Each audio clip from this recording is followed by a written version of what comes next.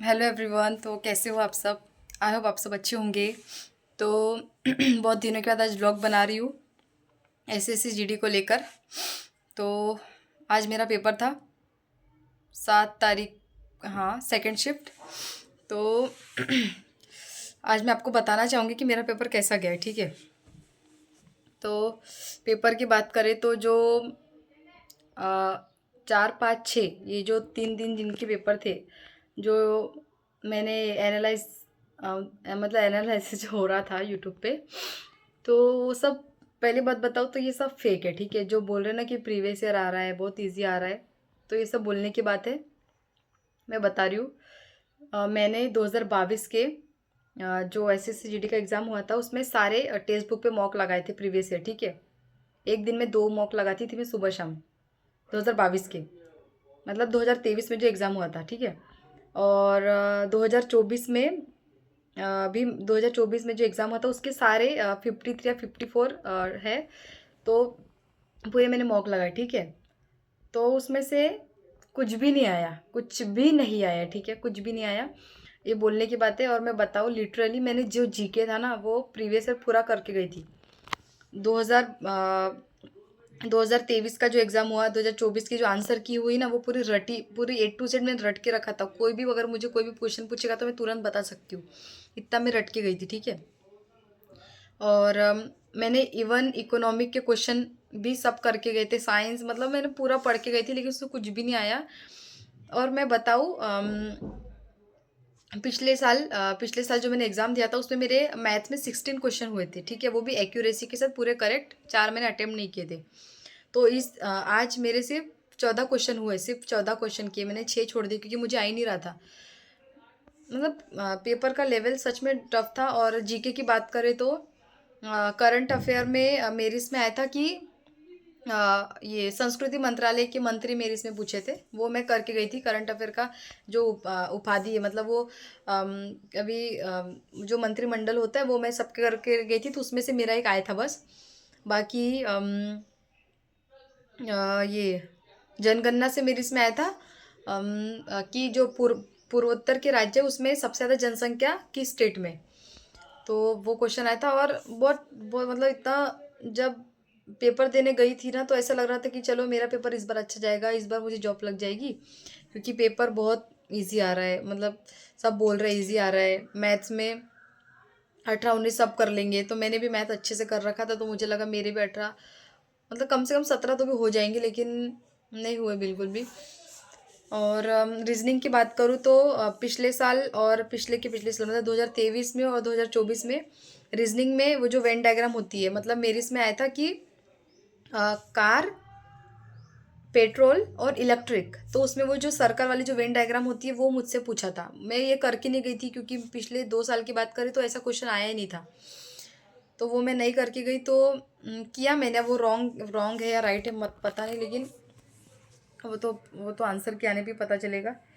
और एक क्वेश्चन था रीजनिंग का, वो सीरीज वाला होता है, वो ABCD करके लगाने होते, तो 10 थे, या कोई में ब्लैंक था और कोई ऐसे थे। तो मैंने वो क्वेश्चन 5 मिनट लगा दिया, लेकिन वो मुझसे नहीं जमा, आ ही नहीं रहा था। 5 मिनट मैंने उसी में वेस्ट कर दिया। वो 20 थे, तो मैंने सोचा कि 4 4 कॉलम कर रही थी, 4 4 को नीचे करती हूँ, फिर वो भी नहीं हुआ। फिर मैंने चलो ठीक है 10 10 करती हूँ क्योंकि 20 वाले, तो वो भी नहीं हुआ, मैंने छोड़ दिया। मैंने 19 ही किए बस रीजनिंग में, उसमें से 2 3 मेरे गलत होने वाले। और रही बात हिंदी की, तो हिंदी में मेरे इसमें एक तद्भव तद्भव आया था, तद्भव तत्सम से एक क्वेश्चन आया था मेरे इसमें।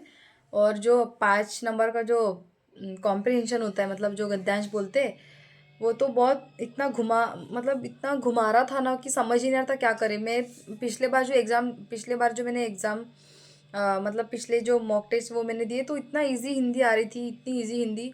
मैंने रोजगार भी तंकित की जो बुक है ना वो अच्छे से पढ़ ली थी, मैंने एक कोना नहीं छोड़ा था उसका, इतने अच्छे से करके गई थी, लेकिन उसमें से कुछ भी नहीं आया, पूरी मेहनत मेरी बेकार चली गई पूरी की पूरी। और मैथ्स में मैंने 14 क्वेश्चन किए। कंपाउंड इंटरेस्ट का मेरे इसमें 2 थे कंपाउंड इंटरेस्ट के, तो एक मैंने किया, एक मुझे आया ही नहीं, एक आया ही नहीं। और जो सिंप्लीफिकेशन होते हैं उसके 2 क्वेश्चन आए थे, तो एक मैंने किया, एक में से जमा नहीं, तो मैंने वो भी छोड़ दिया। और परसेंटेज के तो इजी क्वेश्चन थे, और एक कंपाउंड इंटरेस्ट का एक मतलब उसमें कंपाउंड इंटरेस्ट का जो इंटरेस्ट दे रखा था, कंपाउंड इंटरेस्ट दे रखा था, और उसमें साधारण ब्याज पूछा था। हाँ, साधारण ब्याज पूछा था। मतलब कंपाउंड इंटरेस्ट और सिंपल इंटरेस्ट दोनों मिक्स एक क्वेश्चन था। और जीके तो एकदम बेकार। मैं बता रही हूँ, मैंने जीके इतनी अच्छे से करके गई थी ना, मैंने एक भी टॉपिक नहीं छोड़ा था। मैंने जो एमटीएस 2024 में एमटीएस का जो एग्ज़ाम हुआ है वो भी मैं करके गई थी। मतलब प्रीवियस ईयर पूरा A to Z रट के गई थी कि क्या आएगा, लेकिन कुछ भी नहीं आया। आपको पता है, जैसे अगर हम बात करेंगे कि जैसे लता मंगेशकर को भारत रत्न कब मिला है, तो हम बता देंगे 2001। मतलब हमें पूरा कंफर्म पता होता है कि नहीं, इसका आंसर 2001 ही है। लेकिन मेरी शिफ्ट में ऐसा एक भी क्वेश्चन नहीं आया था कि उसका आंसर मैं ये बता पाऊँ कि इसका 100% यही है। मतलब इतने घुमा फिरा के क्वेश्चन पूछे। सिर्फ एक वो बताया ना, संस्कृति मंत्रालय वो गजेंद्र सिंह शेखावत, ये मैं करके गई थी। तो एक मतलब आया लकीली वो क्वेश्चन, तो वो मैंने किया। इसकी मैं गारंटी दे सकती हूँ कि ये मेरा सही है। बाकी मैं कुछ गारंटी नहीं दे सकती कि क्या सही और क्या गलत, वो आंसर के आने पे ही पता चलेगा। तो आप लोग बस एक ही काम करो, बस पेपर देने चले जाओ। मेरा एक फ्रेंड है, मतलब फ्रेंड ही बोल सकते हैं, हाँ फ्रेंड है। तो उसने महाराष्ट्र उसने कितने मैथ्स के सिर्फ 2 ही क्वेश्चन किए। 20 में से सिर्फ 2 ही क्वेश्चन किए उसने। अब वो पढ़ाई करके गया था, वो भी 3-4 साल से तैयारी कर रहा है, लेकिन उससे नहीं जमा। इसलिए मैं आप लोगों को ये बताऊंगी कि जो आप एनालिसिस देखते हो ना, कि हाँ मतलब अभी जैसे पिछले बार कैसे रोजगार विद जो अपना चैनल है RWA का, हम उसमें एनालिसिस देख लेते थे, और हम उसके अकॉर्डिंग हम मतलब यूट्यूब पे देखते थे वीडियोस कि उसमें से कोई आ जाएगा, और हाँ वो आता भी था। देखिए इस बार ऐसा कुछ भी नहीं हो रहा है, इसमें सब कुछ अलग अलग ही पूछ रहा है। इसमें ऐसा कुछ भी ऐसा नहीं है कि मैंने 3 दिनों के एनालिसिस देखे थे सारे, उसमें से एक भी क्वेश्चन मेरे इसमें नहीं आया। और ये नहीं पूछ रहा है कि जनगणना मतलब ये जनसंख्या किस स्टेट की सबसे ज़्यादा है। उसमें ये पूछ रहा है कि पूर्वोत्तर के जो स्टेट है उसमें सबसे ज़्यादा जनसंख्या किस स्टेट की, ये पूछ रहा है। सोचो कितना घुमा फिरा के, ये तो हमने पढ़ा ही नहीं। हम इसमें बस हमारा दिमाग ही यूज़ कर सकते हैं ऐसे क्वेश्चन में। और इकोनॉमी का एक भी क्वेश्चन नहीं आया था मेरे इसमें। और साइंस का एक क्वेश्चन आया था, मुझसे नहीं जमा, तो मैंने नहीं किया वो। बस मैं आपको यही बताना चाहती हूँ कि एनालिसिस देख के अपना टाइम वेस्ट मत करो, बस पढ़ते रहो। रीजनिंग तुम कर लोगे। और रही बात हिंदी की, तो हिंदी भी घुमा फिरा के पूछ रहे हैं। वो गद्यांश तो इतना बहुत ज़्यादा परेशान कर दिया। मैं यहाँ पे मॉक लगाती थी तो मेरे पता है 10 मिनट में जीके और हिंदी कर लेती थी, लेकिन मुझे वहाँ पे पूरा 12 मिनट लग गया था हिंदी करते करते। और 20 मिनट में मैंने रीजनिंग में ले लिए, 30 मिनट में मैंने 14 क्वेश्चन किए। और जीके तो मैंने पता नहीं 1 या 2 ही मिनट में कर दी जैसे तैसे। जीके में मैंने 16 क्वेश्चंस किए, तो उसमें से मेरे शायद 8 या 9 ही सही होंगे। बाकी मैंने 16 क्वेश्चन किए, तो 3 पे तुक्के लगाए। 13 मैंने किए अपने अपने हिसाब से, मैंने 13 क्वेश्चन किए, तो 13 में से भी मेरे 1-2 रॉन्ग होंगी। 16 में से 16 मेरे सही नहीं होंगे ना, 13 में से 13 सही होंगे। और तुक्का तो कभी किसका सही होता ही नहीं है। और बस आप लोग अच्छे से पेपर देना। अब ये दिमाग से निकाल लो कि प्रीवियस ईयर पेपर आ रहा है। एसएससी ने अपना पैटर्न पूरा चेंज कर दिया है, कुछ भी नहीं आ रहा है। और अगर तुम्हें मेरी बात झूठ लग रही है तो तुम यूट्यूब पे सर्च करके देख लो, SSC GD 7 Feb second shift का पेपर कैसा आ रहा है। ठीक है, तुम्हें पता ही चल जाएगा कि मैं झूठ नहीं बोल रही हूँ। और करंट अफेयर की बात करें तो 2014 का पूछा था मेरे इसमें करंट अफेयर। और मैं आपको बता दूं कि जो शीतकालीन है ना, शीतकालीन खेल वो पूछ रहा है। शीतकालीन खेल में मतलब मेरे इसमें आया था कि 2023 में कौन सा संस्करण हुआ था। तो शीतकालीन खेल की शुरुआत जो हुई थी 2020 में हुई थी। उसका जो संस्करण अभी 2023 में उसका तीसरा संस्करण था। तो शीतकालीन से आज भी क्वेश्चन आया था और कल भी क्वेश्चन आया था कि खेलो इंडिया यूथ गेम्स या फिर यही था, खेलो इंडिया यूनिवर्सिटी गेम या फिर यूथ गेम कब आयोजित हुआ था, ऐसा पूछा था। तो आप वो करके चल जाना, अगर आ गया तो ठीक है, तुम्हारी किस्मत में रहा तो आ जाएगा, वरना ठीक है फिर। अब जिसका मैथ्स बहुत अच्छा है वो तो मैथ्स कर लेंगे, रीजनिंग भी कर लेंगे, लेकिन रीजनिंग में एक ऐसा क्वेश्चन आएगा जो तुम्हें घुमा के रख देगा, तुम्हें आएगा ही नहीं वो। और हिंदी हिंदी, लेकिन जीके तो बहुत ख़राब है।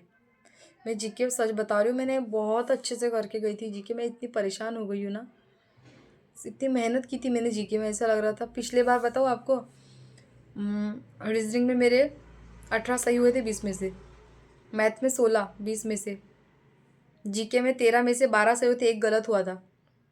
और मैंने इंग्लिश ली थी, उसके से मैंने गड़बड़ कर दिया था। लेकिन इस बार मैं ये भी नहीं बोल सकती कि मेरे सच में इतने सही है। पिछले बार मैंने कॉन्फिडेंट होकर बोला था कि हाँ मेरे इतने क्वेश्चन सही है और सही निकले थे। लेकिन इस बार मैं कुछ भी गारंटी से नहीं बोल सकती कि मेरे ये क्वेश्चन सही होंगे करके, क्योंकि बहुत बेकार पेपर गया, बहुत ज़्यादा बुरा लग रहा है। ऐसा लग रहा है कि फालतू 1 साल वेस्ट कर दिया ये जीडी के चक्कर में। उससे अच्छा है अपनी स्टेट की तैयारी करो, वो अच्छा है। मैथ्स की भी मैंने बहुत अच्छे से करके रखा था, पूरा प्रीवियस ईयर करके रखा था। और RWA की भी मॉक लगाई थी मैंने, लेकिन कुछ भी फ़ायदा नहीं हुआ, कुछ भी नहीं आया वैसा, कुछ भी नहीं। पूरा चेंज है। मुझे लगता है कि SSC ने अपना पैटर्न पैटर्न चेंज कर दिया, क्योंकि कट ऑफ पिछले साल बहुत हाई चला गया था। तो शायद उन्होंने सोचा होगा कि अब इतना कट ऑफ हाई जा रहा है। 2023 में कट ऑफ बहुत कम गया था हमारे महाराष्ट्र का। BSF का 85 गया था गर्ल्स का, 85 BSF गर्ल्स का। फिर अभी 2024 में हमारा 107 गया है BSF का। तो इतना इसलिए बढ़ा है क्योंकि निगेटिव मार्किंग भी कम कर दी है। हाँ, ऊपर से सारे जो स्टेट की जो लैंग्वेज होती है वो भी उन्होंने इंक्लूड कर दी है। ऊपर से नेगेटिव मार्किंग, इतना सब होने के, और पेपर एकदम इतना इतना ईजी आया था, इतना ईजी। उसकी वजह से कट ऑफ हाई गई है। और उन्होंने सोचा होगा कि इस बार, मुझे तो यही लग रहा है, क्योंकि यही रीज़न हो सकता है इतना हाई कट ऑफ गया है। वो ऐसे से उनको 160 नंबर से भी ज़्यादा नंबर मिल रहे हैं यूपी वालों को। इसके से वो उन्होंने चेंज भी कर दिया होगा, मुझे तो यही लग रहा है। बाकी पता नहीं, आंसर की आने के बाद पता चलेगा। और आंसर की भी नहीं, जब फिजिकल की जो मेरिट निकलेगी, फिजिकल की जो लिस्ट निकलेगी मेरिट, उसमें ही पता चलेगा कि क्या होने वाला है। तब तक तो हम कुछ बोल ही नहीं सकते। जैसा जा रहा है जाने दो पेपर, अब हम कुछ कर नहीं सकते। अब पेपर ख़राब हो गया मेरा, अब दिमाग ख़राब हो गया है। अब समझ में नहीं आता कि गवर्नमेंट जॉब की तैयारी करूँ या फिर पता नहीं क्या करूँ। ठीक है, तो चलो, सबको ऑल द बेस्ट, अच्छे से पेपर देना। और मेरा वीडियो बनाने का मतलब यही था कि प्रीवियस ईयर जैसा कुछ भी नहीं आ रहा है। सिर्फ यही बोलना चाहती हूँ कि प्रीवियस ईयर जैसा कुछ भी नहीं आ रहा है, कुछ भी नहीं। जीके तो पूरा ही चेंज है, कुछ भी मतलब एक भी क्वेश्चन मेरे इसमें प्रीवियस ईयर नहीं आया यार। मैंने सब करके गई थी लेकिन कुछ भी नहीं आया, एक क्वेश्चन नहीं आया प्रीवियस ईयर। पूरा प्रीवियस ईयर के भरोसे बैठ के गई थी मैं कि चलो हाँ प्रीवियस ईयर, कुछ भी नहीं आया। ठीक है, bye bye, all the best आप सबको।